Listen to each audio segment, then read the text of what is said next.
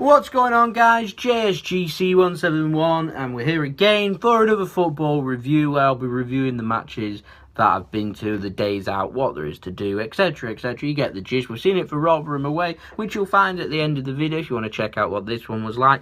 This is actually a home match. I'm a Manchester City fan, so we'll see for the matches that I've been to what it's kind of like going to the Etihad Stadium back in the past.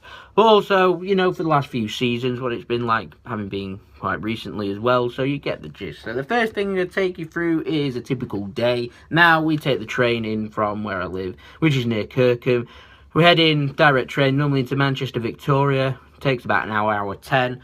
Not too bad. The ticketing systems at Manchester Victoria, if you go in there, they are actually, you put them into the reader and the ticket machine, and it comes up and comes out, and you take it out, so you do need a ticket. So if you're wanting to travel like illegally without a ticket, Manchester Victoria into the station to do it, because you do need a ticket for it. So, you know, sorry. That's how it is, but yeah. Typical day, we'll head there. We normally might have a look around Manchester if you wanted to do that. I mean, normally every time I go, it ends up being a normal early kickoff. So normally just have a look around Manchester, have a look around the shops. There's plenty of drinking places to go to. I particularly like the station bar at Manchester Victoria, so that's okay. I've also headed into Piccadilly. If you head into Piccadilly, there's a Wetherspoons near Piccadilly. If you just head up into Manchester, just come out the station, walk down, and just head straight up. You'll see Manchester City Centre, and you'll see a Wetherspoons nearby. If you want to head to the station from Piccadilly, then you're going to have to head to the round Piccadilly station to the back. Just head straight up there. You may see some signs for the Etihad Stadium. You'll come across a little retail park there. You just see the retail parks, you mark where you are. Head straight up until you hit well, you'll see the Etihad Stadium to your right eventually, and then you'll see where, follow everybody else, and you'll get there. Now, normally when we head into Manchester, and you do whatever, you've done your drinking, or you've had your shop, or you've had a look around, you see what Manchester's all about, normally we take the tram. I think it used to cost £3 or £4, it costs like £5-6 now, for a return to the Etihad campus. So just head to the Etihad campus, and you just literally walk down to the stairs, head up, and you'll come across the City Bar there. If you're a home fan, you can go drinking there, or if you're travelling from anywhere and you want to head there, then that's what to do. If you're an away fan, I'm not sure if you can drink there or not, because obviously I've never been as a away fan, so there you go. Probably drinking in Manchester City Centre is probably what everyone else is going to do.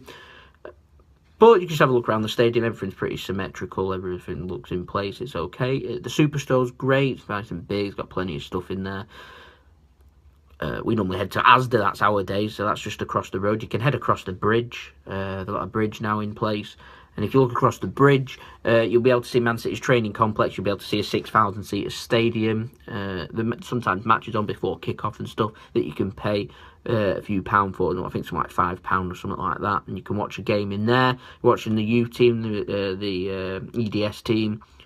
I've never done it myself, but I will do at some point. I'll check that out. Should be alright. But we normally head to Asda, get ourselves something to eat, get ourselves something to drink, and then head in. Now, as you head into the stadium, normally you're going to be searched. You'll have your bag searched. Away fans will probably get patted down as well. That's normally what happens. I'm not sure you can take your own stuff in, by the way. They have like camera polishes in there, but I normally just take my phone. They're all right with that. I've seen other people with cameras about and stuff, so I don't imagine there's any problems with that. In terms of the tickets, we've got a few ticket samples here from a few seasons. Here we've got the Hull match, just back in 2013, where you just put this little barcode reader here. You just sample it up, put it in, beeps, and there you go. They've got other tickets throughout the seasons as well. We've also got 2014 one there, kind of what it looks like. The tickets are quite big, you see. You've also got other ones. You've got, this is last season's ones. Now, I normally have a membership card, so you put the membership card in and it clicks like a season ticket holder as well. They have card systems, and this is a Champions League ticket as well. So you go into a Champions League match, it's the same policy. No alcohol served for the Champions League matches, that's one thing noting, but they do sell things like pizza and stuff. That's quite nice. So I normally head there with my girlfriend, because she lives in Manchester, so quite alright to get to midweek games if I can get the time off. So Champions League ones do suit that. And Champions League matches are okay. You'll hear a lot of booing in there for the anthem and stuff like that. There isn't a lot of atmosphere. The atmosphere is quite flat at the Etihad. But, you know, that just happens. I think it's the positioning of where the fans are and where people want to sing. It's kind of hard to get things going. But yeah, that's about it. The stadium's really nice. I've sat all around the stadium. I particularly enjoy sitting up in the third tier, particularly on the side of the stands. You get a nice view of everything that's happening. It's not real great for atmosphere, but you get to really enjoy the game. So, and I'm normally don't drink that much when going to Man City games. So I'm able to enjoy the matches, normally because I go to early kickoff, so it's okay. In terms if you're walking around the local area around Man City, it's perfectly safe. There's nothing that's going to aggravate you there. But most people take public transport or drive. You're okay. There's a few car parks around. If you just drive around, you'll find one that takes your fancy, one that fancies your price. There you go. It's pretty much it.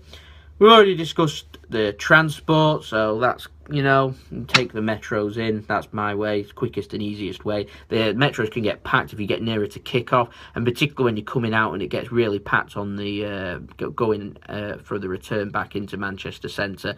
The metro's a real tight squeeze, so sometimes we leave it and get on the next one and try and get a seat if you don't like being cramped. But if you don't mind being cramped, then everyone kind of just surges in, and there's not really much space other than for you to breathe.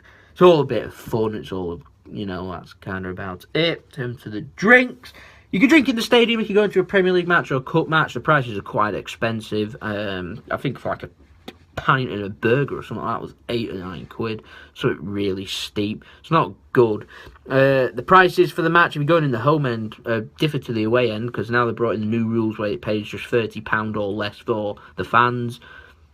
So the away fans and the home end, it's not like that, so they charge a little bit more. So it charges like 35, 40, 45, even £50 for the bigger games. Something ridiculous. I mean, I'm not even an adult for that adult price, because I come under the category where still 21, so I can fall under that category. So prices tend to be around 25 to 35 pound for the bigger games against the bigger teams, Man United, Arsenal, Liverpool, Chelsea, etc. The prices go up, so it's not good. Champions League and Cup games, though, some if you want to go to them games, they're good. You get reasonably priced tickets for £20, £25, adults maybe £30. But for the smaller ones, like you can get replays in the FA Cup, you can get small teams in the FA Cup, even the Champions League group stage matches and qualifying matches like we had back in August, then they're all right for prices. So if you want to focus onto your price, you may want to go to them games, but if you've got money, you want to see the big games, then you're going to have to pay the big game price. That's just how it is. So I won't be going to any big games paying that price, because I won't ever pay £30 over for a football ticket. Introduced it for the away fans. I'm in protest, so that's how it is. But Man City is a great place to go to. It's really something to experience. I'm waiting for Preston to play at the Etihad one day, so I'll be able to experience what it's like in the away end, because I don't really know what it's like to be able to comment on that one. But for the home fans and anyone wanting to go, that's never been before, want to experience it or want to watch football matches, then, albeit go to the games. It's a good day out, make the most of it. It's a good day to Manchester. You can enjoy it. It's particularly nice when it's sunny, which isn't often, and I actually really enjoy the midweek games, particularly if I'm off work and stuff, because I can head into Manchester early. I can have a nice meal, have a nice drink, and really relax, enjoy the European fans that come in there. Particularly I enjoyed when I went to Mönchengladbach and the fans were doing all their stuff in the city centre, and the atmosphere was top from them. So if you've got a big team in the Champions League that's bringing a big following, then always go to them games because they're good atmosphere. If you take place in a team that's not bringing a big following, then it's it's not really something to enjoy. I once went against Moscow when they weren't allowed to bring any fans. The atmosphere was flat. It was just awful. But if you go to Man City for atmosphere, then it's just probably not going to happen. They try. But I think just the fans are positioned. There's a load of debates on it. You can read them online. That's just how it is. But in terms for the actual day and stuff, I really enjoy it. It's something new for me, having never experienced Main Road. Just a little bit before my time, my dad did take me to see Main Road when I became a City fan, just before it got knocked down back when I was a kid. So I have been in the club shop and seen Main Road, but I don't know what it was like for atmosphere-wise. I only know what City were like, so... And the atmosphere has never really been great, but I think the fans and the groups are trying to work on it, so maybe that'll improve by the time this video is out and the years go by. But it's okay. It's a nice stadium, nice fans, relaxing, good football, and of course we've got Pep Guardiola in charge at the moment, so there's nice football going on, so good players, top players to see there. And if Man City are playing on form, you're in for a treat. If you're going as a away fan, then there's always a chance you can get a result at Man City and enjoy the day. But all in all, it's I'd rate the stadium perfect. It's a 9 out of 10 near enough. And the only thing that avoids it from being a 10 out of 10 is they haven't completed the other side of the expansion. Once that's in and all the scoreboards are in and everything's working, it'll be a 10 out of 10 for me. Biased because I support them, but I love it. The food in there is really nice. It's expensive, but it's nice. The cider in there is lovely. It's one of the best I've ever had. Really sweet, not the bottom of the barrel stuff.